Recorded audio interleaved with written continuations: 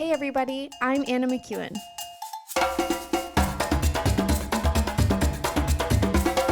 And now for Bob Switzer with the epic narrative.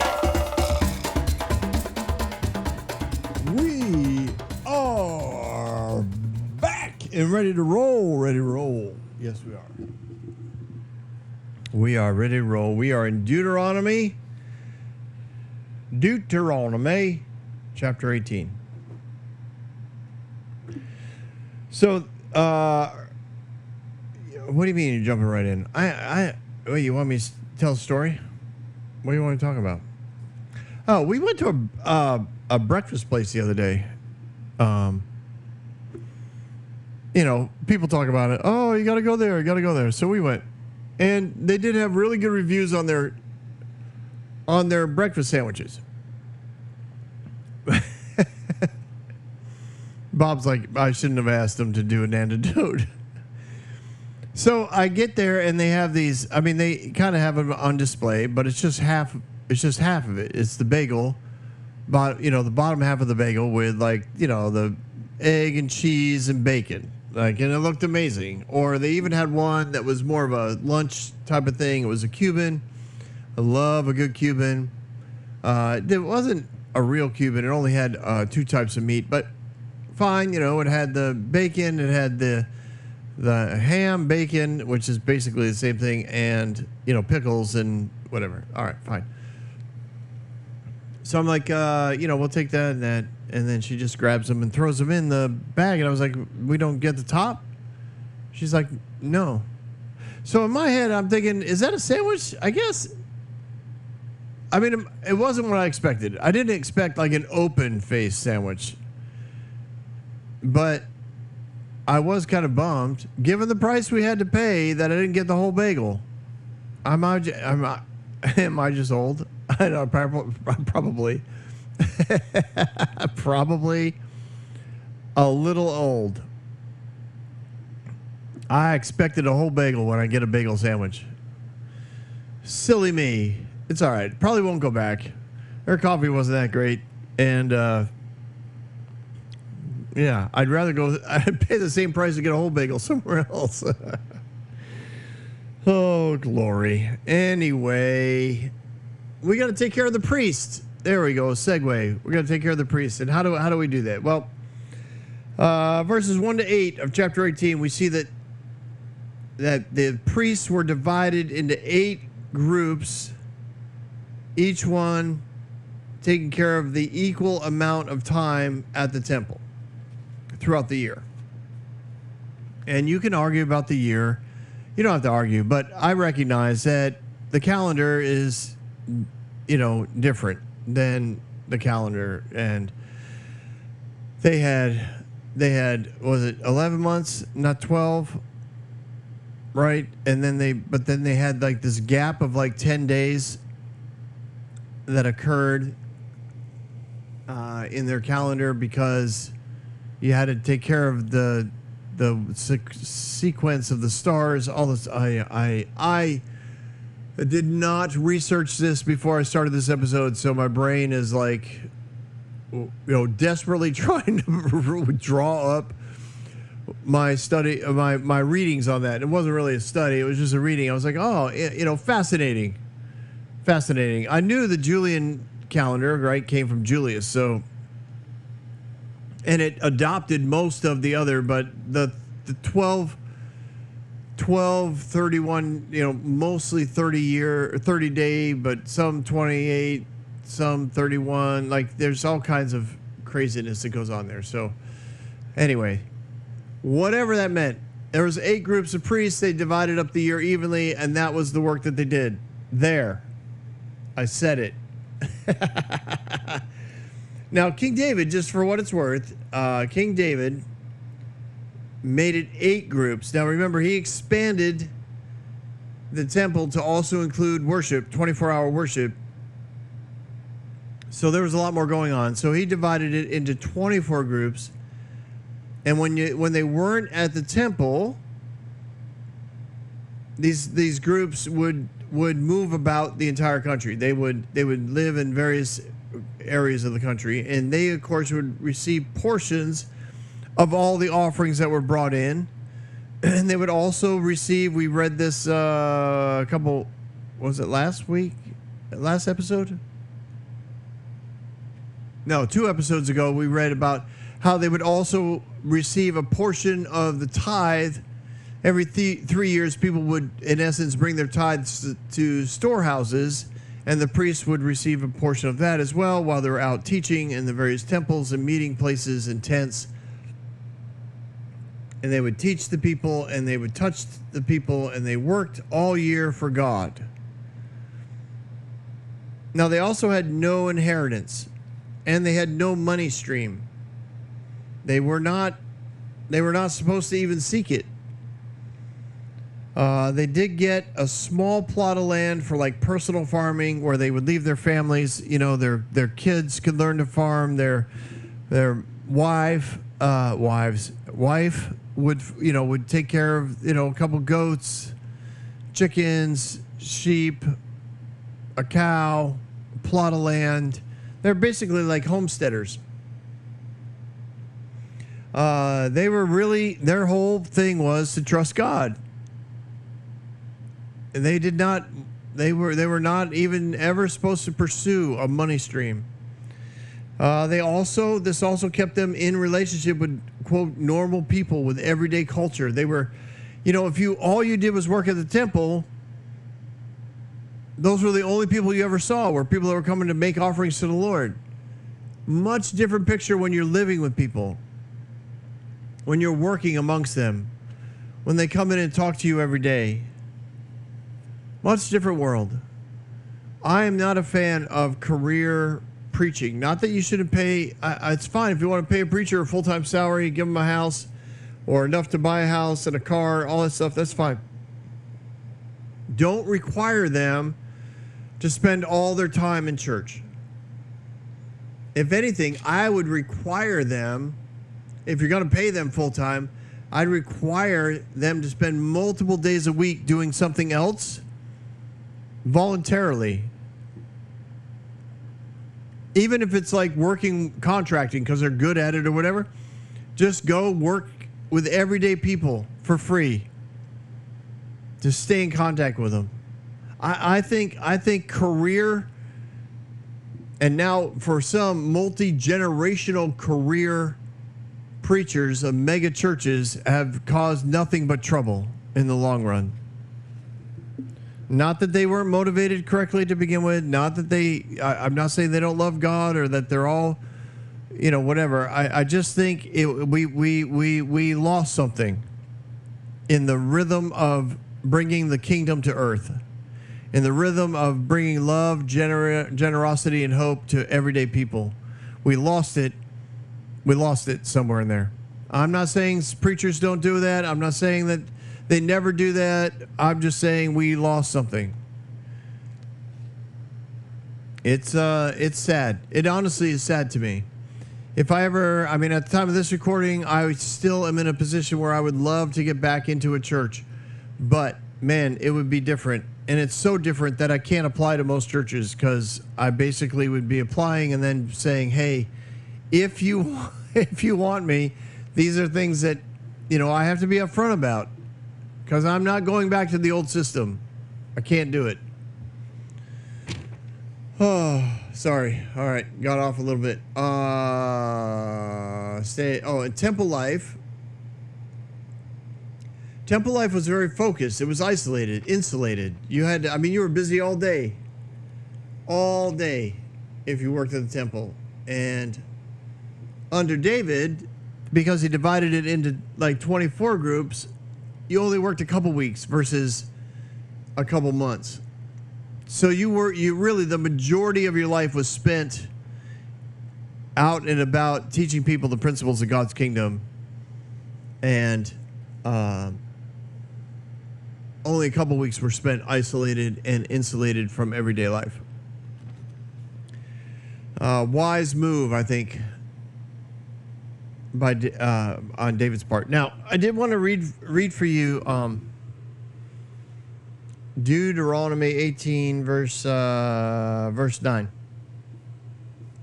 It says this, when you enter the land the Lord your God is giving you, do not learn to imitate the detestable ways of the nations there. Let no one be found among you who sacrifices their son and daughter in the fire, who practices divination or sorcery, interprets omens, engages in witchcraft, casts spells, who is a medium, a spiritualist, who consults the dead. Anyone who does these things is detestable to the Lord, because these same practices are detestable to the Lord your God, and he will drive them out of the nations before you. You must be blameless before the Lord your God. So I just, basically it's like, don't follow the spiritual leaders of other nations. There are spiritual leaders, and they are connected to a spiritual realm, and they do sometimes pretty spectacular things in the spirit realm and manifested here on earth. Don't be distracted by that. Stay focused on the kingdom. And always remember, God is never going to ask for human or child sacrifices. That idea of going through the fire. And we've talked about it before. It could also be symbolic that they walked through the fire, that there were two large fires that they would walk between,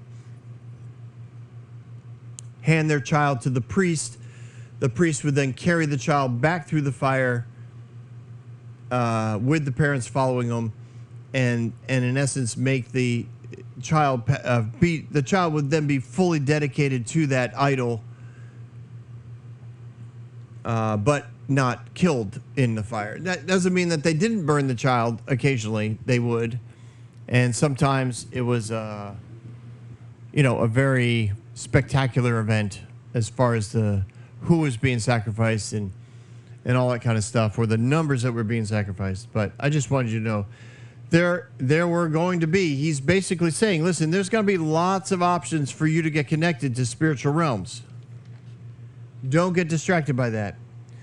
Verse 13, be wholehearted, which means, again, you will have options around you, but choose to hear from God.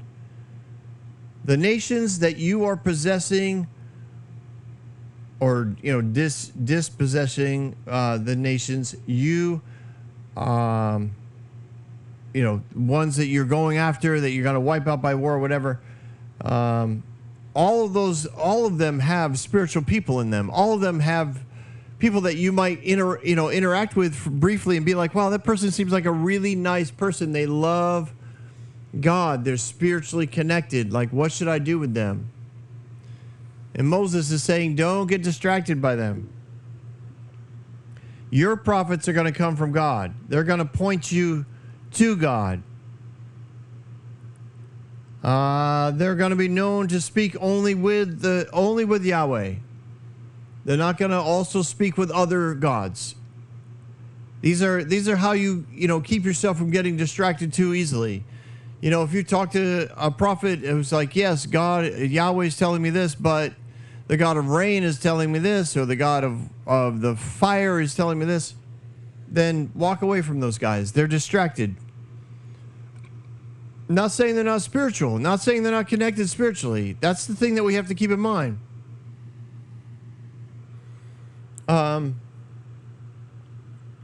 Sorry.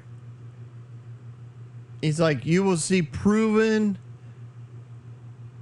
evidence of somebody who walks with God. Events that they speak up will happen. Events that don't happen, you're going to know about, because they're not going to happen. They're going to be, and the reason why they didn't happen is because they're using a different spiritual resource than God. Excuse me.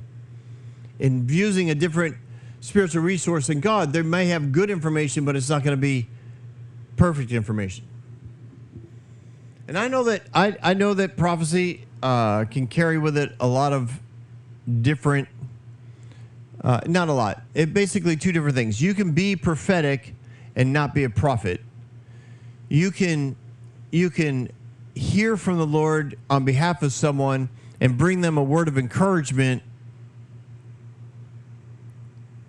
Sometimes the Lord might even show you some of the things that they're involved in, and you see accurately, but that doesn't necessarily mean that you have an office of a prophet. And I do know sometimes even those in the office of the prophet nowadays, they can get distracted with what's going on in the world. And they can jump on bandwagons, and they can all be saying the same thing, and they can all be wrong. It happened with the presidential race back in, what year was that? Was it 2020? Bob's like, yeah, 2020. Back in 2020. Fascinating thing. Prophecy, prophets, fascinating study. They're good people. I love them. And I'm telling you, you know, I have done some pretty radical things based on encouragement from people who I trust are connected to God. I mean, but they're not the only people I make decisions on. But I do believe the Lord can bring encouragement and confirmation through people who talk to him. And currently, at the time of this recording, living in an RV in Florida, working at a cafe making hamburgers and breakfast sandwiches for people, I'm doing this because I really believe the Lord still has me on the road for purpose. But this is not my next career move. There is a purpose beyond this that I believe the Lord is going to open up. And I believe that because he has brought words of encouragement to me over and over and over again along the way, as well as my own personal interactions and meditations with him. He's just made it clear that, you know, for me, I believe we're in the right spot. Even though you look at it from the outside, you're going, Bob, you really should have never left that job in you know, that other church, because man, you got paid a lot for doing virtually nothing but, you know, supporting the senior leader. And it's true. I did. They paid me well. They were good people. But I do believe God's got more for me. And that's why we're on the road. We'll see what happens. Maybe by the time you hear this, things will change. Things can change in a heartbeat with Jesus. It just can. It just can. Anyway. Now, that kind of takes us through the end of that chapter. Now, I wanted to, in chapter 19, we see these cities of refuge. And we've talked about them before, so I'm not gonna like drag out the details again, but cities of refuge, they began with 3 of them. But in verse 8, we see there's supposed to be more of them as the border expands. Now, justice was to be done with high rates of integrity and thorough investigations. This was not something that God wanted to take lightly. You got accused of murder, or you murdered somebody, and you ran to a city of refuge. It was because, you know, you wanted to be thoroughly investigated because you really believed you're innocent. Let's see. 3 cities. I already said that. Verse 10. Verse 9. Because you carefully follow these laws I command you today, to love the Lord your God and walk always in obedience with him. Guiding principles of justice is to what? Love God. Love God. Be in relationship with him. Not love the law. Love God. Love first. God is love. Everything else flows through it.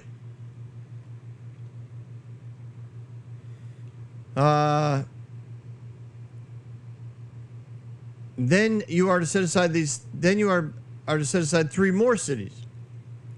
Do this so that innocent blood will not be shed in your land, which the Lord your God is giving you as an inheritance, so that you will not be found guilty of bloodshed.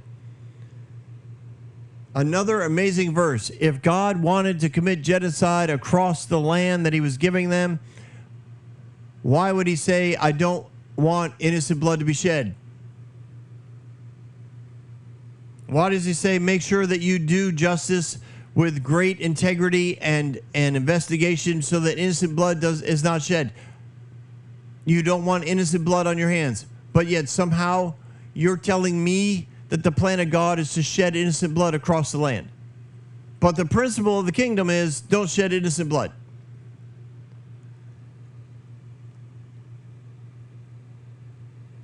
Anyway.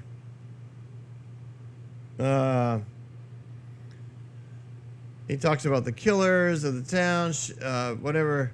You must purge, murderers from Israel, the guilt of shedding innocent blood, so that it may go well with you. He's just, he's saying, listen, you can't abide people who have no value of life. The principle of the kingdom is to love life, to bring life, to have abundant life. You need to be a life-centered principle with all of your laws.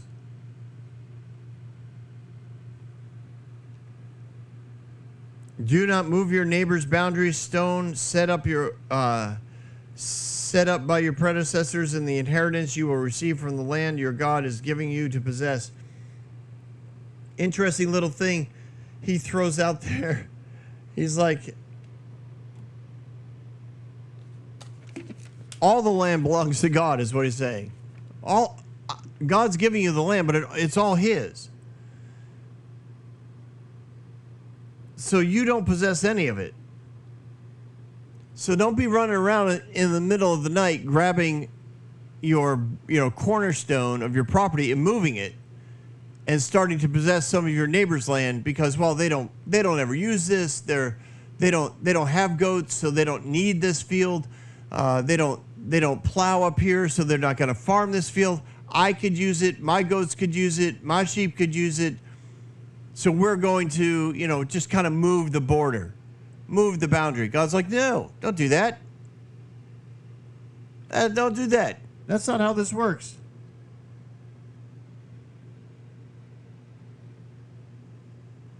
There's supposed to be, in essence, in the kingdom of God, no deception and no killing. Those are the principles we're reading about. And yet the same people who read these principles believe that God's main desire of acquiring the promised land was to wipe out everyone. I don't see it. I've said it before, and I'm going to keep preaching. I know we're close to the end of these books. And we're going to hit Joshua, who, next season, who clearly didn't see that in the books. I know, because he clearly starts wiping everybody out. But he doesn't. It's not that he doesn't think war will happen. War will happen. People will see whatever number of million people walk in and start spreading out, and they're going to be like, we need to wipe out these people. So battles will be fought. You need to be ready for war.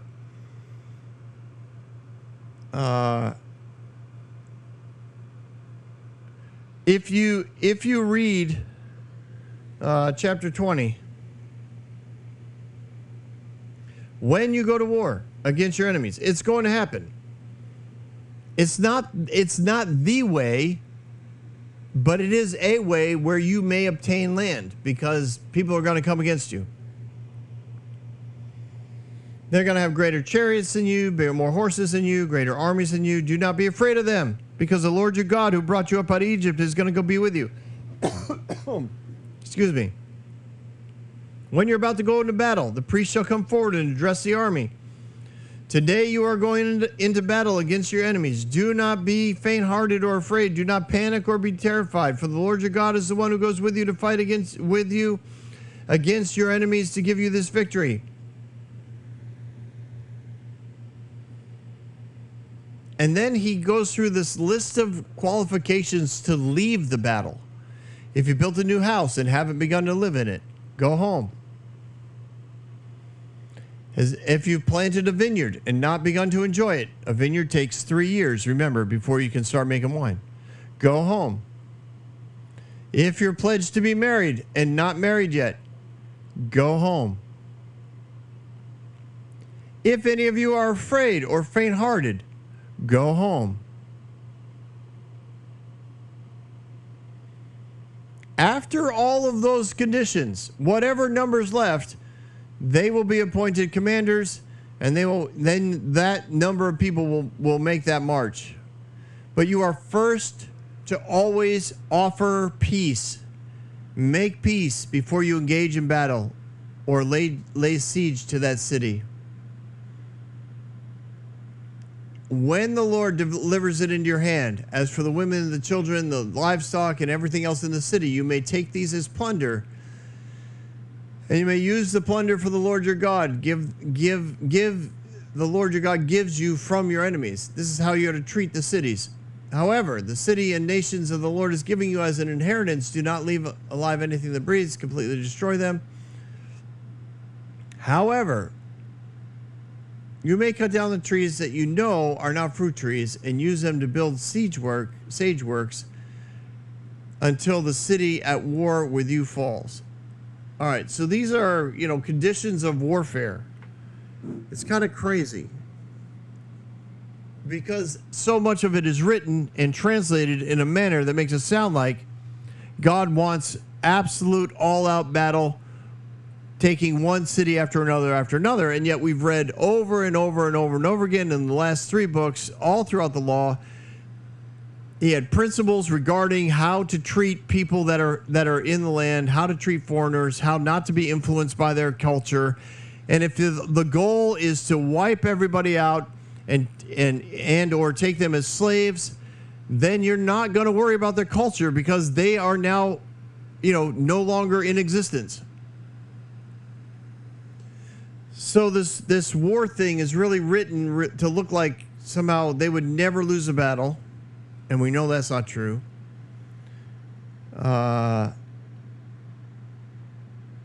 Peace must always be sought before you take on a battle.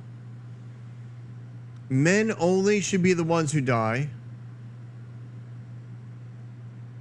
And then in verse 16, it's like, kill everyone. It just doesn't fit. It doesn't fit with the principles that have been taught. It doesn't fit with the life of Jesus. It doesn't fit with God. This is the part that I'm not saying you should be suspicious, but this is the part where you have to step back and say, now Moses is writing this. He's got maybe a week left to live. And he's putting down something basically in a journal of memory of things that the Lord, has told him, the Word of God, and he's trying to say, all right, I need to talk to these guys. I just need them to understand, because this whole passionate vision of a nation under God and for God leading other nations to God could all go sideways. Do not, let anybody live. Wipe them all out. I don't know. It just doesn't fit. It doesn't fit, like I said, God or Jesus. I think it fits Moses. I think it fits Egypt, right? It fits Midian.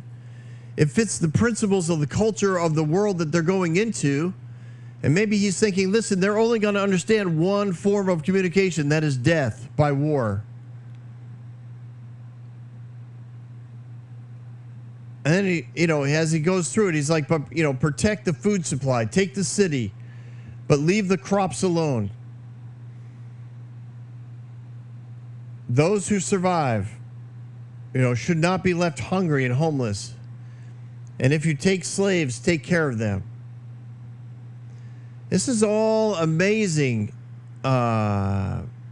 concepts to try and interact with and say, all right, which ones really speak of God in heaven and love and in the place of generosity and hope, and which ones kind of speak of a leader, Moses, who was once a world-renowned general who wiped out many nations' armies, who laid siege to many a city and won.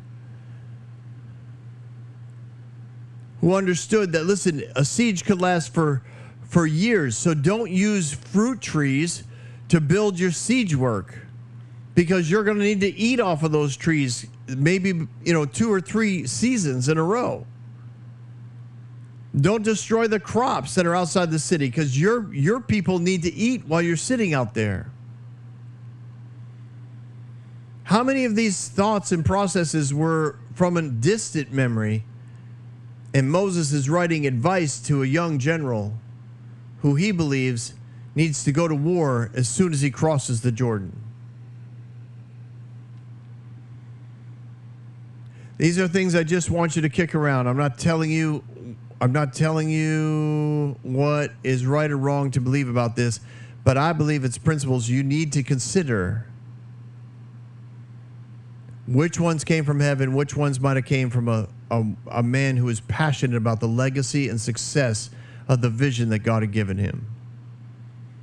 I know many a preacher that has headed the same direction, who had an amazing heart and vision for what God was going to do in a city, and then used business principles,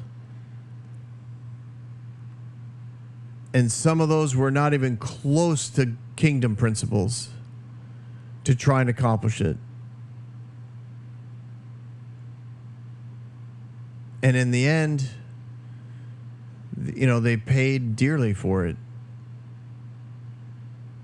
But along the way, they had great success. Oh, man.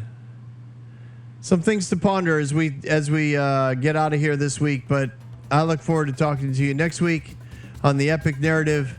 And as always, thanks for stopping by. Don't go anywhere. We've got Bob Thoughts. And we're back with another Bob Thoughts. It's good to have everybody here today. We are, only a few episodes away from finishing up season 4. And as I said, season 5 is coming. I think you're going to love the opportunity to rethink Joshua and all that he did, despite his love for God and his passion to see the promises of God fulfilled. I think it'll be clear, at least to those of us who have an open mind. Yeah, let's pit us against them, Bob. Yeah, that's a good idea, because we're right and they're wrong. Anyways, some new perspectives might come, and you might be like my son-in-law and be like, yeah, actually that makes a lot of sense.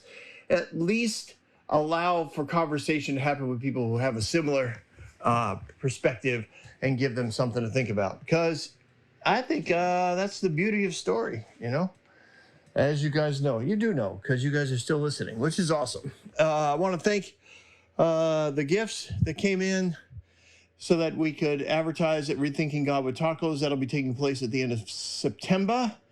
If you haven't checked it out, please do. And if you have the time, it would be great for you to be there. I think you would really enjoy the company. And sorry about all that banging. I decided to move a table in the middle of my conversation. And I was like, wait, what are you doing, Bob? What are you doing? Anyways, you guys are awesome. Yeah, if you can come to the conference, that'd be great. Also want to thank another listener who knew about the conference, is going to the conference, and asked about whether or not my wife and I had a place to stay yet. We did not. And they got back to us and said, hey, my wife and I rented you and your wife an Airbnb for the weekend. So that was amazing. That was just amazing. We don't, we have to, travel expenses, but we don't have to pay for anything once, for a place to stay. Man, that's just huge. Huge. So appreciate just the love that you guys are sending us. And as always, we could use more. It would be phenomenal if I didn't have to work at all, and I could really go after this, start promoting it, getting in and around a bunch of places in the country or the world, and really be able to start challenging people with this message, because I do believe a lot of people believe God is good, and then they get hung up in the Old Testament. They say, I just can't. Why would God do that? And just to be able to start breaking these things down, not necessarily to change their mind, but at least if they're willing to think about it, say, hey, would you consider this other option where God was actually good? And the enemy is the one who's killing, stealing, and destroying. Anyways, great stuff. Also want to do a quick shout out. There's only a few weeks left. They leave the end of September as well. Overseas missions, Tyler Johnson is the guy's name. He's a friend of mine. There's no way around that. And he does what I consider he is they used to call him cutting edge. What do they call him now? Forerunner. He does forerunner evangelism on mission trips. Like, you don't go if you just want to build a building and, eat in a little cafeteria, have 3 or 4 days off at a nice resort. Not that I'm not saying that's wrong. I'm just saying this is not the guy to go with. This guy's got to take you to the gates of hell, and you're going to wash the feet of lepers and do the hair and nails for prostitutes, and you're going to give out roses and flowers, and in the process tell them that God loves them and that he sees them and that they have value and worth beyond the streets. And their identity is no longer, I have this disease, I'm an outcast of society, but instead you're going to show them and love them into the kingdom. I'm telling you, don't go if you don't want to be a forerunner, but if you do, check them out. I think they're leaving for the Ukraine at the end of September of 2025. That's when I'm recording this. But and he's got more coming. That's another guy who, honestly, churches have no room for him, which is sad because he was gaining some ground. He went to a brothel. They emptied the brothel with the love of God, and churches were like, "Yeah, we can't take that risk. We can't take the risk. We can't take the reputation of our church is at stake here. I can't let that be on my watch." That kind of stuff. That kind of stuff is the kind of stuff that I look at Jesus and say, "Okay, you, we've got work to do," because God's love has been marginalized in the name of reputation and fear. And God's love doesn't have a care about its reputation, and it definitely has no fear, because love casts out fear. Okay, enough preaching, Bob. Have yourself a good day, everyone. Hope to see you all soon, if you can, down at the Rethinking God with Tacos conference. And if not, I'll see you here next week on The Epic Narrative.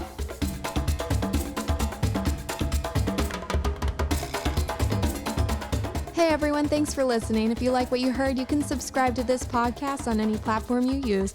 You can also reach out to Bob for questions or booking at thebobswitzer.com or email him at thebobswitzer@gmail.com. See you next week, guys.